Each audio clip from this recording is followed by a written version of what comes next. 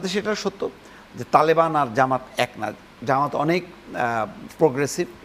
আসলে তো আছে বিএনপি, তো বিএনপির নেতাকর্মীরা কী করছে? খারাপ কাজ করছে। কি করছে? তারা জমি দখল করছে, চাঁদাবাজি করছে, দুর্নীতি করছে, ফলে তাদের কাছে কিন্তু আবার সেই আওয়ামী লীগের ভয়াল স্মৃতিটা চলে আসে। ইসলামী বাংলাদেশ বেশি এগিয়ে রয়েছে কিনা বিএনপির থেকে? আগে আছে, কারণ এখানে হলো নেতৃত্বের শূন্যতা, ফলন আছে এবং জামাতের যে জনপ্রিয়তা বাড়ছে এই ব্যাপারে কোনো রকম সন্দেহ নেই। এটা বিএনপিও আমার ধারণা অস্বীকার করে না, চাপ অনুভব করছে। বিএনপি কিন্তু অলরেডি চাপ অনুভব করছে প্রতিদিন, মানে তাদের বক্তৃতায় দেখবেন যে জামাতকে এইভাবে বিরোধিতা করার কথা না।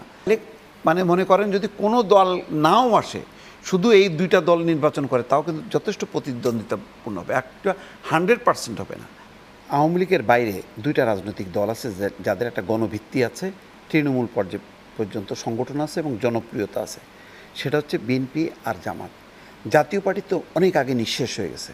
ফলে আওয়ামী লীগের দুর্ভাগ্য যে জাতীয় পার্টিকে নিয়ে জমাইতে পারেনি, সেই জন্য তারা আমিডামি করছে। মানে একই দল অনেকগুলি প্রার্থী দিয়ে তারা এটা জমানোর চেষ্টা করছে, সেটাও ফেল করছে। এই ক্ষেত্রে কিন্তু সেটা হবে না। এখন বিএনপিকে চিন্তায় পড়তে হয়েছে যে সে কি হেরে যাবে জামাতের কাছে, এবং জামাতের যে ধরনের ওয়ার্ক, মানে তৃণমূল পর্যায়ে বিএনপি যেভাবে ওয়ার্ক আছে, আপনি মনে করেন একদিকে বিএনপি জামাত, আরেকদিকে আওয়ামী লীগ জাতীয় পার্টি যদি ধরেন, এটা হলো মানে 100 আর হচ্ছে 5, এরকম এত পার্থক্য।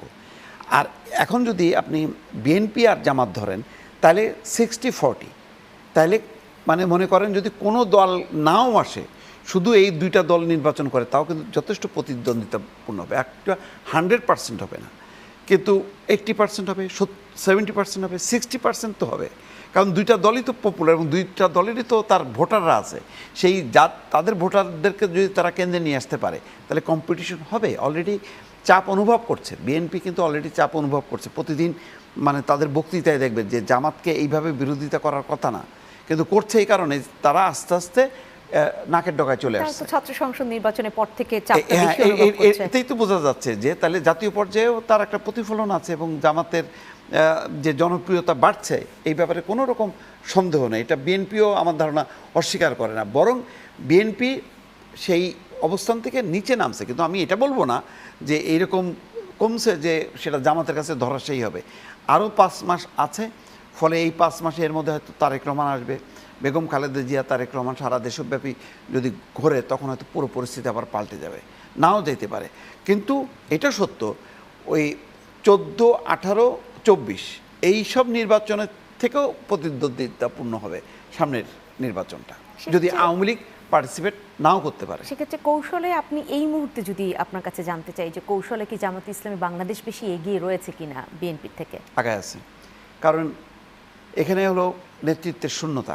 বিএনপির একটা ভয়ঙ্কর নেতৃত্বের শূন্যতা আগেও ছিল, সেটা আন্দোলনের কারণে বোঝা যায়নি। কিন্তু যখন নাকি মানে পট পরিবর্তন হয়েছে, তখন তো বিএনপি ইনফ্যাক্ট গভর্নমেন্ট হয়ে গেছে, সরকার হয়ে গেছে। তখন লোকজন মনে করছে যে এখন সরকারকে ইউনূস সরকার তো ব্যক্তি, আসলে তো আছে বিএনপি।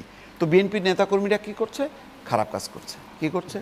তারা জমি দখল করছে, চাঁদাবাজি করছে, দুর্নীতি করছে, ফলে তাদের কাছে কিন্তু আবার সেই আওয়ামী লীগের ভয়াল স্মৃতিটা চলে আসছে। আসাতে বিএনপির জনপ্রিয়তাটা মানে কমে গেছে বা প্রশ্নের মুখে পড়ছে। অন্যদিকে জামাত যেহেতু কখনোই ক্ষমতায় ছিল না, সুতরাং জামাত একটা ফ্রেশ ইমেজ নিয়ে তারা আসছে। তারা সৎ লোকের শাসন, এই নানান রকম বয়ান দিচ্ছে। আর গত 15 বছরে তো এটা স্বাভাবিকভাবে গণতান্ত্রিক প্রক্রিয়া যখন স্বাভাবিকভাবে চলে না, তখন মানুষ কিন্তু এক ধরনের ধর্মীয় ভাবাপন্ন হয়। তখন মনে করে আল্লাহ ছাড়া বোধহয় আমাদেরকে রক্ষা করার কেউ নেই। এই যে মানুষের মনোবৃত্তিতে আস্তে আস্তে তারা অনেক বেশি ধর্মাশ্রয়ী হয়ে পড়ছে। ফলে এটার একটা গ্রাউন্ডটা তৈরি হয়ে গেছে জামাতের পক্ষে অটোমেটিক। জামাতকে সেই কষ্টটা করতে হয়নি। আর জামাত কিন্তু লাগাতারভাবে লেগেছিল। বিএনপির নেতাকর্মীরা যে পরিমাণ দেশ ছেড়ে পালাইছে, জামাতের নেতাকর্মীরা কিন্তু পালায়নি। তারা আস্তে করে তারা অন্য নামে হয় নিরপেক্ষ অথবা আওয়ামী লীগের নানা সংগঠনের ভেতরে ঢুকে কিন্তু তারা পলিটিক্সের মধ্যে ছিল, কিন্তু ছাত্র দল, যুব দল বা অন্যান্য তারা তো টিকতেই পারেনি। এবং তারা যেহেতু ওপেন, তারা কখনো পরিচয় গোপন করে রাজনীতি করেনি, ফলে তারা আওয়ামী লীগের সামনে টিকতে পারেনি। আওয়ামী লীগ যত ক্ষতিগ্রস্ত করছে বিএনপিকে, জি। জামাতের অটোমেটিক উত্থানটা ততটা হয়েছে, যার কারণে জামাত অতীতের যে কোনো সময় থেকে এখন অত্যন্ত শক্তিশালী একটা রাজনৈতিক দল, যেটা এখন কিন্তু সেটা বিএনপি আপনি- মানে ক্ষমতার দরজায় যদি কড়া নাড়াচ্ছে। ইসলাম ধর্মের কথা বলেন, জামাত তো এই মুহূর্তে বলে যে তারা যদি সরকার গঠনও করতে পারে নির্বাচিত হয়ে, তারা শরিয়া সেই আইন প্রতিষ্ঠিত করবে না। তাতে কি কোনো ধরনের হেরফের হতে পারে? ছোট্ট করে একটু শুনতে চাই। এইটা দেখেন, এখন যেটা বলছে, এখন বিষয়টা হচ্ছে বাংলাদেশের সংবিধান, গণতান্ত্রিক রাজনীতি, তারা তো এটা মেনে নিয়েই করছে। দেখেন, অতীতে বাংলাদেশ মুসলিম লীগ তো ছিল, তাই না? তারা তো বাংলাদেশে তো শরিয়া আইন কায়েম করেনি।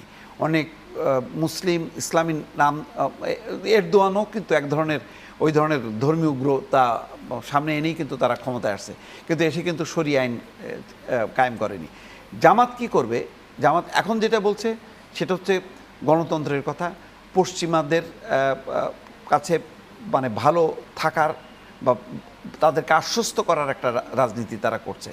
কিন্তু ফাইনালি ক্ষমতা আসার পরে কি করবে সেটা হলো গুরুত্বপূর্ণ। যেমন দেখেন, আর ওটা পরিবর্তন হতে প্রথম পারে, দিকে মানে- কিন্তু তালেবানদেরকে বোঝা যায়নি আফগানিস্তান, হ্যাঁ, প্রথমে জি, জি। নারীরা বিক্ষোভ করছে, তারা অ্যালাউ করছে, কিন্তু আস্তে আস্তে কিন্তু নিয়ন্ত্রণ করতে করতে এমন যে নারী যারা লেখক তাদের বই নিষিদ্ধ করছে। কিন্তু বাংলাদেশে এটা সত্য যে তালেবান আর জামাত এক না। জামাত অনেক প্রোগ্রেসিভ, অনেক আধুনিক। এখন ক্ষমতায় না আসা পর্যন্ত এখনই কিন্তু জাজ করা যাবে না, তাদেরকে এই তকমা দেওয়া যাবে না যে তারা তো এসে সেই শরিয়া জায়গায়- আইন কায়েম করে আরেকটা সৌদি আরব সেই প্রতিষ্ঠা জায়গায় করবে। আপনার